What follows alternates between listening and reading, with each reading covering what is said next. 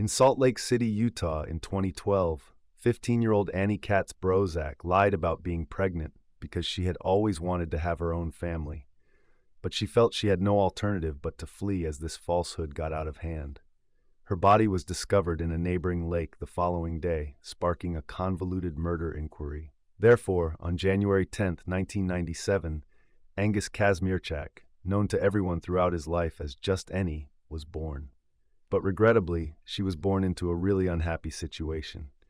It was abusive, unstable, and dysfunctional. She was thus taken out of her parents' custody and put into foster care. But by the time she was 9 years old, her various foster family had returned her 9 times, which naturally caused her to have a lot of trust issues. All she wanted was to start her own family and live in a secure home. Annie worked as a caseworker for Children and Family Services in Utah after being adopted by her 9th family, and her role was to locate homes for children who were without one. This was before Veronica Prozac came into the picture. She also had a strong sense of passion for what she accomplished. She genuinely cared about the children she worked with and wanted them to experience all of life's possibilities. She had a reputation for being the kindest, most sympathetic person you could meet, and her bond with Annie was very close. She simply seen all that Annie had endured, including the torture she had experienced at a very young age. And in spite of all of that, she noticed what a lovely child Annie was. Thus, in January of 2007, Veronica and her then-husband Dennis made the decision to adopt Annie into their family while Veronica was actually 6 months pregnant. They had 2 boys by the time the adoption was finalized, and the entire family accepted them with open arms. It was finally her family that she deserved. She lived somewhere. Annie felt like the big sister to her younger brothers, who looked up to her to teach them exciting new things and who adored her. She was happy and content. Annie also had 2 younger brothers. It was her first excursion to the beach. For the first time, she got to open a ton of things on Christmas. Dennis and Veronica continued to co-parent and have a positive relationship even after they eventually got divorced. Dennis stayed in close contact with all of the children, and Veronica remarried to a guy by the name of James. The couple moved to the peaceful Utah suburb of Riverton with the children. Annie was simply loved by James as if she were his aunt. She had him wrapped around her little finger, he claimed, and he told her to be quiet. She was quite charming. She was able to convince me of almost anything. Her favorite pair of shoes that she discovered was one of them. They were a crimson pair of shoes, and she was giddy with excitement over them. And so on Valentine's Day of 2012, he had purchased these shoes for her, and by now he was 15, and she was a freshman at Draper, California's Summit Academy. Due to all of the experiences she encountered during her childhood, she excelled academically and dreamed of becoming a therapist. Like Veronica had helped her and other kids like her, she wanted to help more kids like herself. She even visited Veronica to adopt other children. Those who knew Annie said that she simply seemed like such a pretty girl. She was praised for being humorous and kind. Veronica, Annie's mother, claimed that Annie was a big-hearted person who never accomplished anything modest. She threw herself into whatever she liked. It was enormous. Furthermore, she detested anything that she didn't like, and she didn't hesitate to say it. She was really boyish, and it was the same with boy. Absurd. She was, well, as guy-crazy as it was possible to be. She always seemed to have a male in her life, or a boy in hers. Nor was it ever a remedy. I'll see. It's an "oh, you have my undying affection. This won't end. There is no one more amazing than me." She gave it her all. Annie therefore chose to stay at home and watch her brothers on March 10, 2012, while Veronica and James went out to supper. And everything was as usual when they arrived home. You know, Veronica thought it was a little strange that Annie had gone from shorts to pants, but she kind of put it down to her being cold. Veronica was also suffering from an excruciating headache that she was unable to get rid of. She then proceeded to take a shower. Annie went to her room to listen to music while she was doing this. When Veronica got out of the shower in that house on a normal Saturday night, she went to check on Annie in her room, but Annie wasn't there. They begin searching everywhere after Veronica calls her James. Any idea? In Salt Lake City, Utah in 2012, 15-year-old Annie Kasprzak lied about being pregnant because she had always wanted to have her own family, but she felt she had no alternative but to flee as this falsehood got out of hand. Her body was discovered in a neighboring lake the following day, sparking a convoluted murder inquiry. Therefore, on January 10, 1997, Angus Kasprzak, known to everyone throughout his life as just Annie, was born. But regrettably, she was born into a really unhappy situation. It was abusive, unstable, and dysfunctional. She was thus taken out of her parents' custody and put into foster care. But by the time she was 9 years old, her various foster family had returned her 9 times, which naturally caused her to have a lot of trust issues. All she wanted was to start her own family and live in a secure home. Annie worked as a caseworker for Children and Family Services in Utah after being adopted by her 9th family, and her role was to locate homes for children who were without one. This was before Veronica Prozac came into the picture. She also had a strong sense of passion for what she accomplished. She genuinely cared about the children she worked with and wanted them to experience all of life's possibilities. She had a reputation for being the kindest, most sympathetic person you could meet, and her bond with Annie was very close. She simply seen all that Annie had endured, including the torture she had experienced at a very young age. And in spite of all of that, she noticed what a lovely child Annie was. Thus, in January of 2007, Veronica and her then-husband Dennis made the decision to adopt Annie into their family while Veronica was actually 6 months pregnant. They had 2 boys by the time the adoption was finalized, and the entire family accepted them with open arms. It was finally her family that she deserved. She lived somewhere. Annie felt like the big sister to her younger brothers, who looked up to her to teach them exciting new things and who adored her. She was happy and content. Annie also had 2 younger brothers. It was her first excursion to the beach. For the first time, she got to open a ton of things on Christmas. Dennis and Veronica continued to co-parent and have a positive relationship even after they eventually got divorced. Dennis stayed in close contact with all of the children, and Veronica remarried to a guy by the name of James. The couple moved to the peaceful Utah suburb of Riverton with the children. Annie was simply loved by James as if she were his aunt. She had him wrapped around her little finger, he claimed, and he told her to be quiet. She was quite charming. She was able to convince me of almost anything. Her favorite pair of shoes that she discovered was one of them. They were a crimson pair of shoes, and she was giddy with excitement over them. And so on Valentine's Day of 2012, he had purchased these shoes for her, and by now he was 15, and she was a freshman at Draper, California's Summit Academy. Due to all of the experiences she encountered during her childhood, she excelled academically and dreamed of becoming a therapist. Like Veronica had helped her and other kids like her, she wanted to help more kids like herself. She even visited Veronica to adopt other children. Those who knew Annie said that she simply seemed like such a pretty girl. She was praised for being humorous and kind. Veronica, Annie's mother, claimed that Annie was a big-hearted person who never accomplished anything modest. She threw herself into whatever she liked. It was enormous. Furthermore, she detested anything that she didn't like, and she didn't hesitate to say it.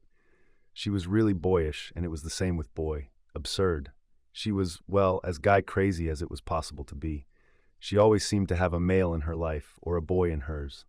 Nor was it ever a remedy. I'll see. It's an "oh, you have my undying affection. This won't end. There is no one more amazing than me." She gave it her all. Annie therefore chose to stay at home and watch her brothers on March 10, 2012, while Veronica and James went out to supper. And everything was as usual when they arrived home. You know, Veronica thought it was a little strange that Annie had gone from shorts to pants, but she kind of put it down to her being cold. Veronica was also suffering from an excruciating headache that she was unable to get rid of. She then proceeded to take a shower. Annie went to her room to listen to music while she was doing this. When Veronica got out of the shower in that house on a normal Saturday night, she went to check on Annie in her room, but Annie wasn't there. They begin searching everywhere after Veronica calls her James. Any ideas where Annie might be? Should she be hiding from them or something else entirely? At that point, James discovers a letter beneath Annie's bed covering that reads, "Mom, I apologize. I erred in judgment. I apologize for lying to you about a few things, but I have to go. You're not the problem. It's me. Upon perusing this message, I will have departed for California. To my buddies, I lied. I told them I was sorry, but all I wanted was their understanding. I lied for that reason. I feel like I don't belong here, and leaving is my only option. I don't want to be found, and the P in that letter stands for pregnancy, so please don't try to find me." It was actually only about a month before this that Sir Annie had her first sexual experience. She reasoned, well, I've had sex now, I could be pregnant at the age of 15. Thus, the pregnancy test she had taken came out negative. She subsequently started taking birth control. She was not pregnant then. She did, however, mislead her friends into believing that she was pregnant, even though she knew she wasn't because, well, she was only 15, had an unfathomable childhood, and yearned to have a family of her own. Despite having a lovely family, she wished to provide a child with everything she was unable to have as a youngster. She had endured so much pain in her early years that it makes sense that something like that would traumatize you forever. James and Veronica then read the letter. Of course, they stress out, just like any parent would. They call the police, and as they are en route to obtain statements, Veronica begins corresponding with all of Annie's acquaintances and relatives in an attempt to ascertain with whom she fled. They also got in touch with Annie's then-boyfriend, who was erratic. Though he goes by Chris, his name is Darwin Christopher Bagshaw. They had been in an on-again, off-again relationship for the previous year and a half after meeting in math class. Annie was simply enamored with him. He had captured her heart. Not sure Veronica and James had never heard of LJ before, so Chris informs them that he has no idea where Annie is. Annie had previously told him that she was planning to run away with him. After all, Annie was a high school student, so her social circle was always shifting. Though they weren't all of her friends, Veronica and James appeared to have never heard of LJ. Not long after, the police arrive at the Kasprzak home to gather information about the situation. I'm not sure if they were able to locate my phone or what the issue was, but they were able to track Annie's cell phone and monitor its whereabouts in real time on the screen, while James set up the tracking for her foreign search. It was also going really fast. It seems that she was most likely in a car. Then the signal abruptly ceased working. Veronica headed to a Walmart close to where the transmission stopped carrying an image of Annie. She also asked everyone in the Walmart if they had seen her daughter, but no one had. Veronica then returned home and continued to contact Annie nonstop, but for obvious reasons, it just kept going straight to voicemail. They were frightened. However, they also believe that she is a teenager, that she ran away, and that she will most likely return. In the worst-case situation, she will return and carry a pregnancy. Sadly, though, that worst-case scenario was not at all accurate. On March 11th, the very next day, a jogger called 911 to the police. What is the emergency's address? I'm not really sure, you know. There are some bloody puddles where I am at the bottom of a river, so I assume it's simply an animal. However, there's a shoe in the water next to the river. Together with a scarlet blouse and a child-sized sneaker, they had discovered a bloody pool. They call the police, believing it to be animal blood, you know. To be safe, though, they wanted to notify the police. And thank goodness they did, since the blood's test findings showed that it was, in fact, human blood when the police examined it. Police stopped searching the river right away, because they reasoned that if there was this much blood in a shoe, there was probably a body in the river somewhere. On foot, they conducted their search.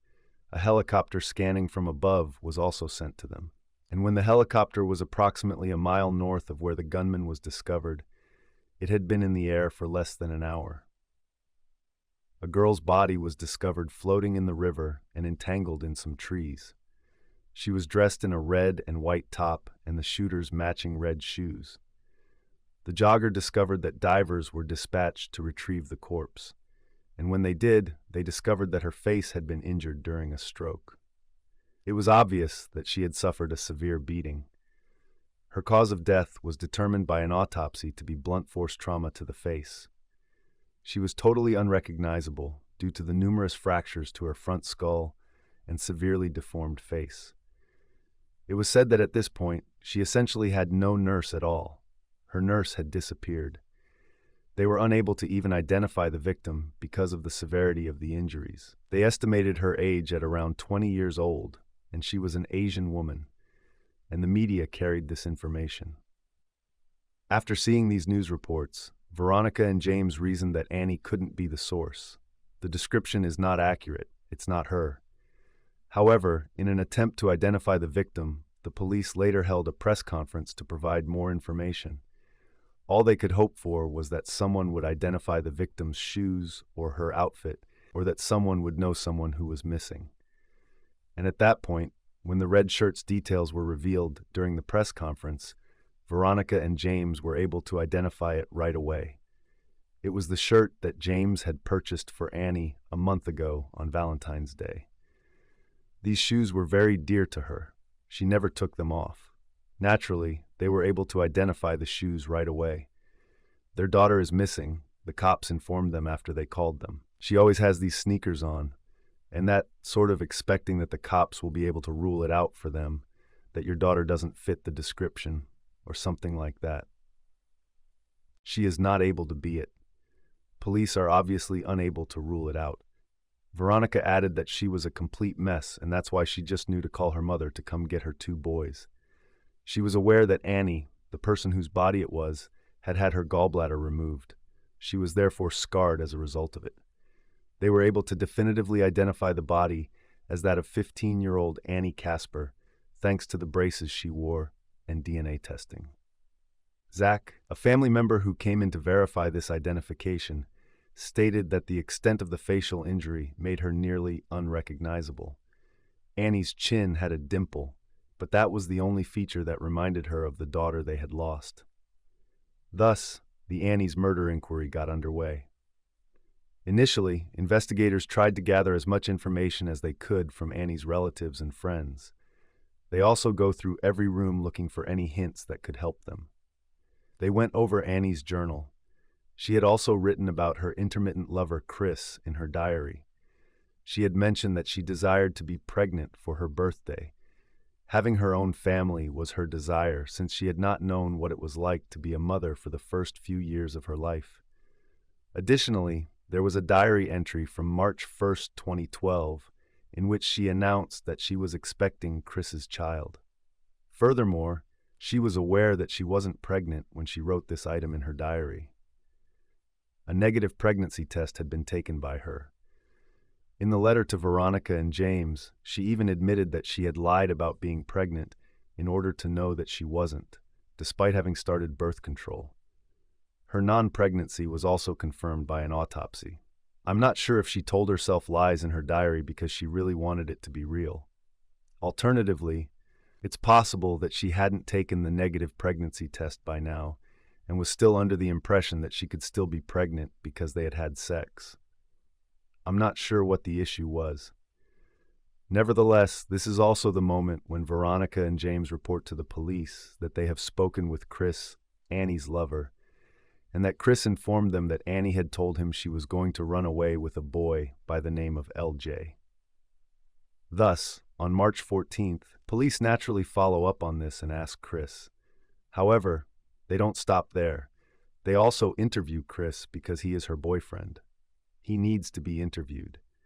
It was when he was 14 years old. Darwin, his father, was present for the whole conversation as well. Before Annie was killed, Chris admitted to the police that he and Annie had only shared a bed once a week. Although he claimed not to have gotten Annie pregnant, he acknowledged that there were rumors that she was. Most likely, it was LJ's child, Chris said to me. A month prior, Annie was informing everyone that she was expecting a child, that she had slept with a 17-year-old man named LJ, and that she had secretly brought him into her parents' home in November, but that she didn't want her parents to know because, well, she didn't want them to be let down by the fact that LJ was only 17. He was this elderly man. In a way, he was a bad boy. Police make an effort to learn more details about LJ from Chris, although Chris is unaware of it. I work as a bartender. He's never had a word with him. It's not like he's ever met him in person. He just had one phone conversation with him. He hasn't laid eyes on him and is unaware of his appearance.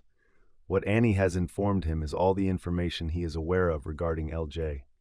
Naturally, the cops also asked Chris the standard questions throughout the interview. For example, he mentioned that he had last seen Annie on the Wednesday or Thursday before her death, but they had spoken over the phone on Saturday.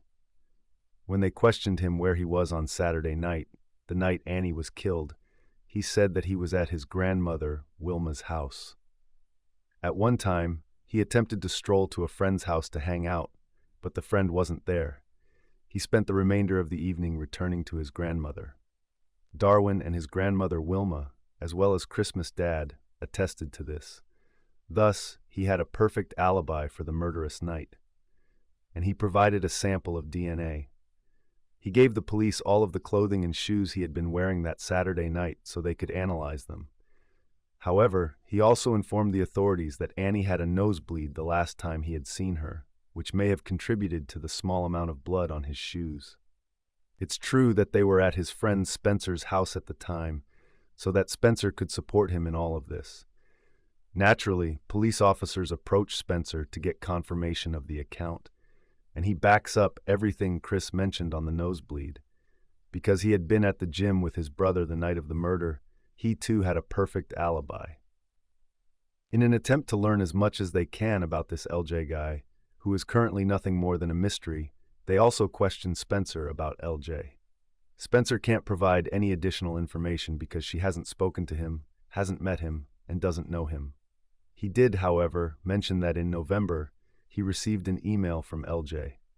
This strange email appeared to have originated from Annie's account, but LJ signed it. Thus, either LJ had gotten access to Annie's login information via Annie, or Annie herself had hacked her account. Allow LJ to send this email, please. She is unknown to me. I have no idea what was said in the email. It was just a peculiar circumstance. Spencer did, however, point out that he didn't actually know anything about LJ, even though he didn't know what he looked or sounded like. He was rumored to be bad news and possibly even a member of a gang. Annie's entire group of friends, it seems, had advised her to avoid LJ Spencer, even going so far as to say court. LJ had killed someone before, she claimed. Although she never told me the name, she claimed to know it or something similar. She was terrified, therefore, when it seemed that LJ was threatening to kill Chris. The cops simply don't know who this man is, despite the fact that this was obviously big news and that everything currently points to LJ. They are unaware of his entire name. They are unaware of LJ's values. That is what they are currently attempting to ascertain. On March 15th, the next day, Chris's father actually calls the police to report that LJ drove by their home and made threats to kill Chris. Now that LJ is threatening to kill additional people, the police are beginning to believe that he must be involved. And it's clear that Annie simply fell in love with this gang member, and things did not work out. With this new information about LJ, the police returned to the Zach and Kasper home to search Annie's room and diary in the hopes of discovering some proof of him, his identity, and his complete name. At that point, they discover a poem Annie had written specifically for LJ, using his entire name. Police now know that LJ stands for Leighton Gendron, but they were unable to find him even using his entire name. Police systems claim that he was not on any database. Nothing. In an effort to find any witnesses, suspects, or anyone with knowledge on LJ's identity or whereabouts, SA Police held another press conference. In actuality, this news conference directs police to a witness. You can call her Joanna Franklin. She claimed to know LJ and had been arrested in the nearby town of West Jordan on fraud charges. And because no one had seen LJ before, she gave them a brief description of him. Nobody was familiar with him or had any knowledge of him. Joanna also revealed to them that he was roughly 19 years old. Despite being Hispanic and shorter than she was, he appeared to be Caucasian. She further asserted that she had witnessed Annie's murder and offered the authorities complete cooperation in exchange for exemption from prosecution for her previous West Jordanian offenses. Police concur. Furthermore, she never addresses Annie by name, even while she describes the events of the night of Annie's murder. She calls her that girl all the time. She reports to the police that she saw a young girl at this residence. It was her second encounter with him. And Daniel Ferry was the owner of this mansion. In addition, Daniel Ferry sold drugs. He belonged to a gang. He was a longtime criminal. So at this point, law enforcement knew a lot about him. And now Joanna was telling that on the night that Annie was killed, a female who exactly like Annie was at his residence. She added that Annie had brought LJ with her, that evening with her. Joanna claims that she went over to Daniel's residence with LJ on Saturday night before to his death. She and LJ went into the toilet at some point to have sex, and when they returned to, I suppose, the room where everyone else was, Joanna could hear them having sex. When Daniel asked the girl if she wanted to have sex, she laughed and told him no. In retaliation, he seized the girl's head and forcefully smashed it against the wall, causing blood to seemingly fly everywhere. "Don't laugh at me, you stupid bitch," he snarled, kicking the girl after it splattered out of her mouth, ears, and nerves. When Joanna went to check on the girl after that, she says Daniel told her not to, according to Joanna. "Get me a tab and some towels, please." Joanna then exits the room to get a tarp and some towels. And when she returns to the girl's main room, she's this extremely pale color and she's lying on the floor, unconscious. She continued to breathe. Even though she was still alive, everyone believed she had passed away. LJ enters the room again and asks, "What happened?" And Daniel's only justification for maybe taking a life is that she made fun of me after this. Daniel, LJ, and an additional person named B were the three individuals present. This girl was dragged by all of them into the bathroom, where they dressed her in a bunch of red shirts, red and white shirts, and red shoes. It seemed unusual, and the description John and I provided matched exactly with what Annie had been wearing when her body was discovered. That doesn't seem red enough. Which portion of your pants does the show use? Similar to. Correct. Indeed. Thus, this time, she is 11. The girl was then allegedly placed in a white suburban car by Daniel, LJ, and B, who wrapped her body in a blue top before driving off, according to Joanna. They announced their plan to visit the canyon. After several hours, they returned. When Joanna inquired about the girl's whereabouts, Daniel allegedly replied that she had gone swimming and had put up quite a fight. However, the youngster was nowhere to be found.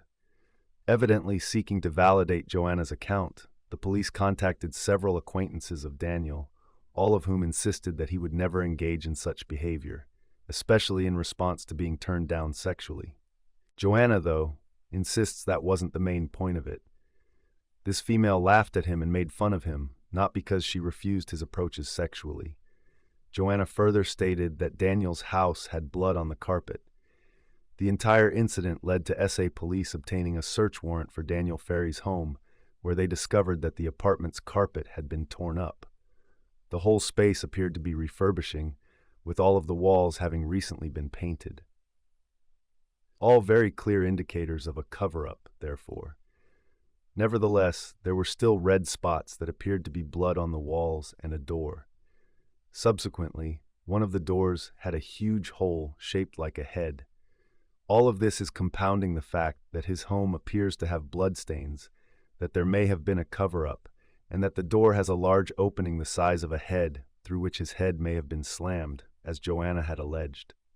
All of this supported Joanna's account and gave the police sufficient evidence that she was telling the truth.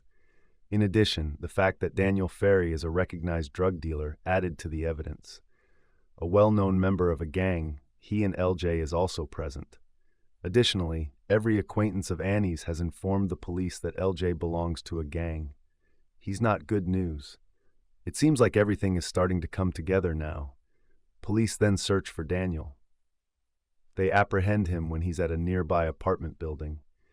When they bring him in for questioning, he talks to them without an attorney present and says he doesn't understand a word they say. He's honestly perplexed by the whole thing too, to say nothing of the "I don't know." He doesn't know who LJ is, what he is. He says he doesn't know anything about what the cops are saying to him. When the police show him Annie's picture, he acts like it's about Brittany. That girl's name is definitely Brittany. Thus, authorities are beginning to suspect that Annie may have misled him by claiming that, among other things, she is older and goes by Brittany. It's obvious that Daniel likes this Brittany, as evidenced by his question about her whereabouts. Man, just give it to me straight. She's had calls, so that's Brittany. I want to hear what you have to say first, and I'll think of everything you need to know. It's definitely Brittany, I think. Despite her relatively short life, she remained her friend Mercedes Grande. And because her journey to your home has slowed down. Yes, she was here at my house just now. Officers say, all right, you know she's Brittany, but Annie is her real name. And Annie is your hubby with you? Do I not know? A terrible lot of people who own everything they own. Yet the cops are not at all amused by his bewildered behavior. What if I tell you she's dead? They ask him. And he says, I want a lawyer if you think I did this. Moreover, he says, be quiet. I embody many traits. I belong to a gang. I sell drugs and I'm an addict. I am not, however, a child killer. I adore that. It was not me. You all are. All you ever say is, can't we do anything to the people who got the wrong guy in that room? However, police were not at all certain that they had the wrong man. They had the testimony of John. They had access to his apartment's condition, which appears to be a massive cover-up. They were having forensic testing done on the bloodstains found in his apartment. Furthermore, Daniel went by the nicknames Joker and Little Jar. Could it be that Little Jar is an acronym for letter J? They therefore believed they had that guy. However, upon receiving the results of the blood tests, it was discovered that the stains in his apartment were not actually blood. But this didn't stop the investigators. They didn't have the proper evidence against him to support their continued belief that they had that guy. Fortunately, they could detain him while they carried out their investigation, because as it happens, he was also under investigation for a separate kidnapping and assault that occurred in the nearby town of West Jordan. That didn't exactly help his case either. The fact that he was under investigation for abduction and assault in the vicinity made it seem likely that he could pull off this as well. It only served to highlight his guilt. Thus, they obtained his phone records from the evening of his marriage on March 10th. As it happens, they were unable to locate him in any proximity to the scene of his murder or the location of her body. Nothing could be done, not even to try and locate him close to his home. According to his phone records, he lived in the central to northern regions of Salt Lake County. However, he was married, and Salt Lake County's southern region is where her body was discovered. In fact, they were unable to locate any evidence linking him to any murder, or to any crime for that matter. Months passed. They never discovered any proof linking him to her murder or any other crimes. And then, as I mentioned earlier, he ultimately entered a guilty plea to the unrelated kidnapping and assault charges for which he was being held in West Jordan. And he went to prison for that, along with an accomplice. Joanna eventually confessed to fabricating the entire incident when police questioned her about it. She was trying to frame Daniel in an act of revenge, I guess, because she was pissed at him for cutting her out of a deal. So she came up with this whole elaborate plan to frame him for murder. She knew that his only alibi for the night of Annie's matter was that he was out committing this other kidnapping and assault. And this on the kidnapping and assault is actually what Joanna recounted to police. But she was trying to make it seem like she was recounting Annie's murder. Instead, she fully went and studied Annie's case, all of the news reports about it, and tweaked little details to make the police believe that she was talking about Annie's murder when she wasn't. And not only was she trying to frame Daniel for murder to get back at him, but she was also trying to get immunity for her own crimes that she was being investigated for. And there was no way that Daniel Fari could have committed both of these crimes because they both happened on the same night. And so on the start of March in 2013, the Draper Police Department publicly cleared Daniel as a suspect in Annie's matter investigation, and they were right back to square one. They had spent an entire year investigating this guy, going on this wild goose chase, all because of this Joanna Franklin woman. And after learning that this lead was a dead end, honestly, for the next few months, there wasn't a lot of movement on the case. The case was handed over from one detective to another. So from Detective Derek Johnson over to Detective Jacqueline Moore. And then, very shortly after this, Detective Derek Johnson actually died in the line of duty in an attempted suicide by police officer. He was shot by what he thought was a strand of murderess who he had stopped to try and help. And he was killed, which was devastating for, he had a wife, he had a 6-year-old son. It had a huge impact on the Driver Police Department because they lost a colleague, they lost their friend. It also had a huge impact on Annie's case because, the case had only just been handed over to a new detective, and Detective Johnson and Detective Moore had only just started going over the case together. So a lot of the information that Detective Johnson had on the case went with him, and Detective Moore was left with, she lost a lot of information on the case, and she had no one else to ask. And while Detective Moore was amazing in this case, which we'll get into more, Annie's case definitely slowed down at this time, which her family really didn't want to happen. So they started trying to open things back up again. They'd started trying to get a public campaign going. They wanted to get her case back into the media. They held a vigil. They also held a press conference on the 1-year anniversary of Annie's death on the bridge where Annie was married. And they just wanted to let people know that her case was not solved. They still were looking for more leads, for more suspects, for any information at all in this case. And they offered a reward as well. So like I said, Detective Giacomo was now the lead detective on the case. And with no one else to turn to and to ask, she went back over the full case file. She looked at all of the evidence that had been collected, all of the interviews that transpired, and all of the searches that had been carried out, seeking for any sort of information that had been missed. She went through Annie's diary, and when she did, she found that Annie was utterly besotted with Chris. His name was scribbled all throughout her diary, which of course is usual for a 15-year-old in a relationship or with a crush on a male. But she discovered on the diary that Annie and Chris had sex just months before her death, after which she lied about being pregnant. And Detective Moore is guessing that Annie lied to Chris about being pregnant to keep him around because he didn't want to be with her anymore. She also then goes through Annie's phone records from the night of the murder, and she finds a handful of calls between Annie and Chris, and then also 3 calls from a banned number. So that was one call at 6:01 p.m. that lasted 19 minutes. Another call at 7:50 p.m., that loss of 5 minutes, and the third call arrived at 7:58 p.m., and loss of 4 minutes. And the thing about these blocked numbers is that even though the number is only blocked for the phone company's recipients, she can still clearly see who is making them. So she reaches out to the phone company to try and find out, and when the information comes back, she discovers that Annie's boyfriend, Chris, is the one who was making these blocked numbers. It appears that they got into a quarrel the night Annie was killed. They were to pick up the phone, exchange a few words, and then end the call. Subsequently, one of them would return the call, converse for a few minutes, hang up, and repeat the process. A minute here, a minute there. The calls would occasionally not go through, and thus it appears like they were yelling at each other, calling one another, and then abruptly ending the connection out of rage. Detective Moore looked into Chris's phone records after learning this information. Furthermore, his phone records demonstrated that both his grandmother Wilma and Father Darwin had lied to him. Their pretext for him on the night of the murder was a complete fabrication. They informed the police that Chris arrived at his grandmother's house at 7:45 p.m. and spent the entire night there.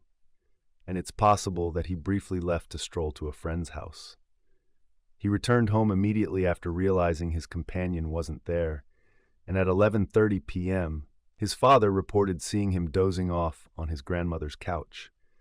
However, Chris's phone records indicate that his grandmother contacted him many times at midnight, and then Chris called her again at about 12:47 in the morning.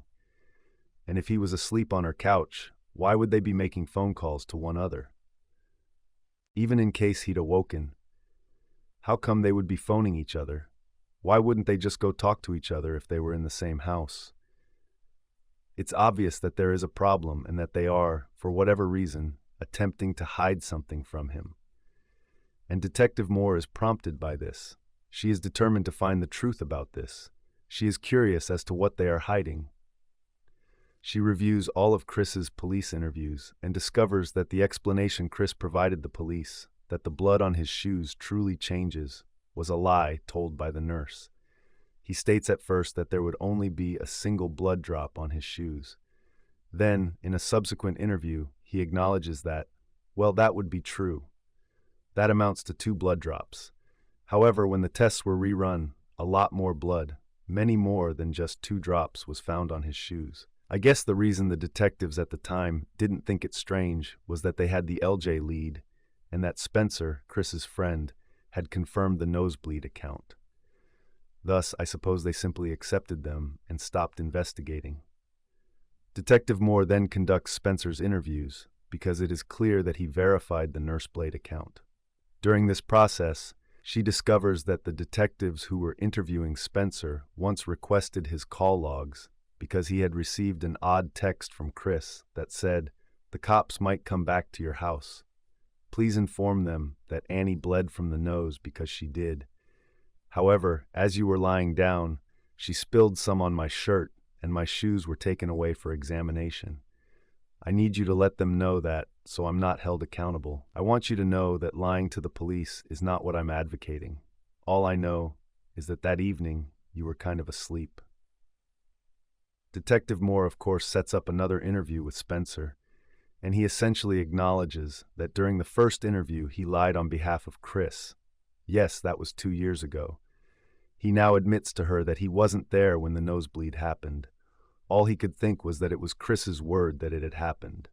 Since all of this evidence was in front of the police from the start of the case, I just don't understand why they didn't investigate into Chris Moore at the time.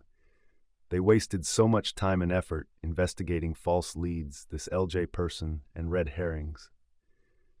Detective Moore goes and speaks with more of Annie's friends and relatives, including questioning one acquaintance called Jackson, which exacerbates the situation. He tells them everything they already know right away, including the fact that he informed his pal that she was expecting, etc. Subsequently, they inquire if he is aware of LJ is, and he informs them that Annie used to always call Chris LJ. Thus, LJ, this man they have been searching for, has been standing in front of them the entire time. Chris, Annie's boyfriend, has been there the entire time.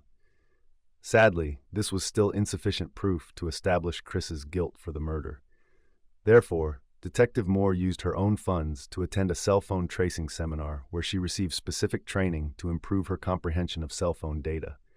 She also got in touch with a cell phone expert. Cy Ray was his name, and he was here to help with his whole squad and all of his gear. And after reviewing 35,000 of Chris's messages and calls, he saw that one particular call from 9:01 p.m. caught his attention.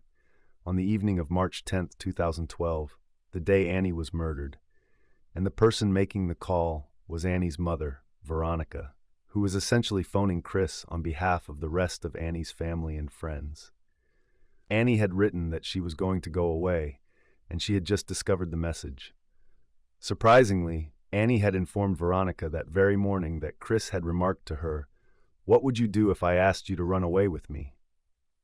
Naturally, they then come across this note. Annie claims to have fled. Chris is hence the first person they give a call to, and she unintentionally solved this case by calling him. In other words, Chris's phone began bouncing between 4 separate towers 25 times when he received the call from Veronica. It simply continued to bounce between the towers, and this meant that the fire would simply keep bouncing between all 4 of these towers because the signal strength from each of them had to be so identical. Detective Moore and PSI Rand therefore drove in the vicinity of these 4 towers in an attempt to locate the source of this peculiar ping pattern. And that was the only location it would occur. And it so happened that Annie's marriage took place there, along the Jordan River. And for that reason, at 9:01 p.m., they felt comfortable making that statement. Chris Backshaw was in the same spot beside the Jordan River on March 10, 2012, the night Annie was married. Naturally, police are interested in speaking with Chris about all of this. However, It transpired that Chris had relocated to Grand Junction, Colorado, in order to live with his mother. Thus, when he was traveling to school, undercover cops contacted him in Grand Junction, Colorado, where they had taken off, and they took him in to interrogate him. He says, "I'm not going to talk to you without a lawyer right away." Detective Moore then states, "Okay, so we have a warrant for your arrest for both obstruction of justice and murder." And for a moment, he's just like completely silent. Then he seems to gather himself and says, "I believed I had proven my innocence." It sounds like something an innocent person would say, if I may say so. In October 2014, he was extradited back to Utah, but he steadfastly refused to speak with the authorities. In addition, he entered a not guilty plea, and his trial was scheduled for March 2016. Since he would be prosecuted as a minor, even if he was found guilty, his 4-year sentence would be suspended. He ended up confiding in another prisoner there about Annie's murder when he was being kept in a juvenile detention center after turning 21 and awaiting his trial. And he described it in graphic detail. And this prisoner genuinely informed the authorities what that individual mentioned. He mentioned that Chris expressed his displeasure at Annie's alleged pregnancy by him. He was angry that she had become pregnant in the first place. He was upset because he genuinely thought she was pregnant. He was against the child. Thus, he got in touch with Annie and requested that they meet along the Jordan River in order for them to escape together. Annie sneaked out of her parents' house that evening and went to meet him. And when she arrived, he hit Annie's face with a shovel several times till her face was utterly deformed. Then, after taking the shovel, he stepped on Annie's face and continued to trample on her until she was dead. When the medical examiner was provided with this information, Annie's injuries fit this description of the crime when they compared it to her autopsy. That is such an egregious and intimate method of murder. A whisper about Oliver. Not only was Annie not pregnant, even if she was, there is no universe where killing someone is acceptable. There's an abundance of alternatives. But rather than that, he stole her future. She still had a long life ahead of her. She always wanted to start her own family, but she was never able